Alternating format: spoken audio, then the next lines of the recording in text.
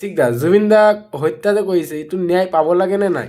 Actually শুনা, মই যিমানখিনিলৈকে জানো জুবিনৰ বিষয়ে, আমাৰ জুবিনদাৰ বিষয়ে, তো মই জানো সি একচুৱেলি যদি আমি ক'ব বিচাৰোঁ হত্যা কৰিছে।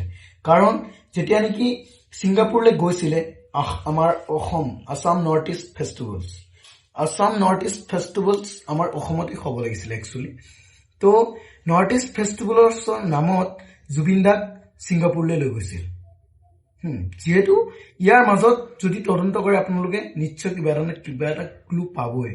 কাৰণ জুবিন দা ছিংগাপুৰত নৰ্থ ইষ্ট ফেষ্টিভেল কেতিয়াও নহয়, তাত লৈ যোৱা হৈছিল, হয়নে নহয়? আৰু ছেকেণ্ড কথাটো হ'ল, যদি আমাৰ অসমত হ'লেহেঁতেন যিকোনো ডক্টৰে ডাইৰেক্ট ট্ৰিটমেণ্ট ল'লেহেঁতেন। হয় হয় ছিংগাপুৰত যেতিয়া নেকি এনেকুৱা পৰিস্থিতি স্কুবা ডাইভিঙত গৈছিলে আৰু চৰকাৰ গভৰ্ণমেণ্টৰ জৰিয়তে এইটো তেওঁক নিষিদ্ধ কৰা হৈছিলে। তাৰপিছতো তাক স্কুবা ডাইভিং কৰিবলৈ কোনে অনুমতি দিছিলে? মেইন কুৱেশ্যন, কোনে অনুমতি দিছিলে যে জুবিন দাই স্কুবা ডাইভিং কৰিব লাগে?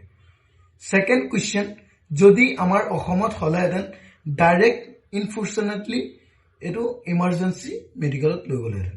কিন্তু ছিংগাপুৰত তাৰ পৰিচয় দিওঁতে জুবিনদাৰ এক্সপায়াৰ ডেট হয়। তো মই যিমানখিনি জানো তাৰ মাজত কিবা এটা বহুত ডাঙৰ প্ৰত্যাহ্বান আছে, ৰাজনীতিক আছে, যাৰ কাৰণত নেকি আমাৰ জুবিন দাক হত্যা কৰিছে, যোনেই কৰিছে।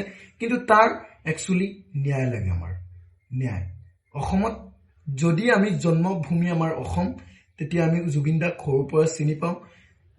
এক ছিংগাৰ আছিল, বহুত ডাঙৰ শিল্পী কলা তেখেতক আমি কেতিয়াও পাহৰিব নোৱাৰোঁ।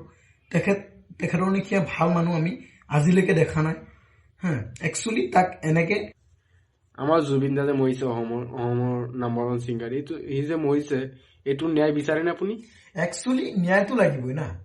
আমাৰ অসম চৰকাৰ CM তথা হিমন্ত বিশ্ব শৰ্মা ডাঙৰীয়া কি তদন্ত কৰিছে কি কৰা নাই নাজানো, কিন্তু একচুৱেলি ইয়াত জুবিনদাৰ মৃত্যুৰ ন্যায় লাগে। আমাৰ অসমখনৰ গৌৰৱ আছিল, হয় হয় আছিল নে নাই? আছিল আছিল। তে এতিয়া আমাৰ বিহু উৎসৱত আমাৰ বিহু নিশা লগাই নাই। বিহু আহি গৈছে, কিন্তু আমাৰ গাত লগাই নাই যে বিহু আহিছে। কাৰণ যোনটো ষ্টেজত জুবিন গাৰ্গৰ চং নাই, সেইটো ষ্টেজ খালী খালী লাগে আজিৰ দিনত। হয়। তো আমি এটাই অনুৰোধ আমাৰ, যাতে জুবিনদাৰ ন্যায়টো অতি শীঘ্ৰে আৰু সোনকালে পায়। আজি মোৰ এইখিনি সমাপ্ত।